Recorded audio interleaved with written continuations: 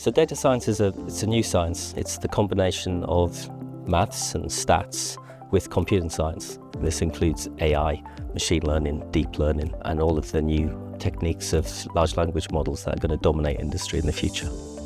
I chose to study the course because I found computer science being very interesting when I studied it at college. I'd been for a tour around the campus and met some of the staff, and I really enjoyed it and thought I'd be welcome here. It helped us develop the initial skills I needed for research. It shows you how to look through papers, understand different references. It also teaches you the relevant programming languages and packages that you'll need for if you go into industry and you decide to go further down into other studies or even a PhD.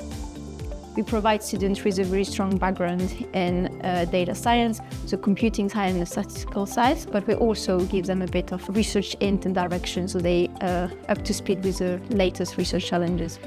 A graduate in data science will be able to work in a multitude of fields. Every single student will be assigned to a personal academic tutor. They will have peer mentoring, and they will also have access to our well-being team. They will have access to cutting-edge facilities, such as the computer clusters and the VR room.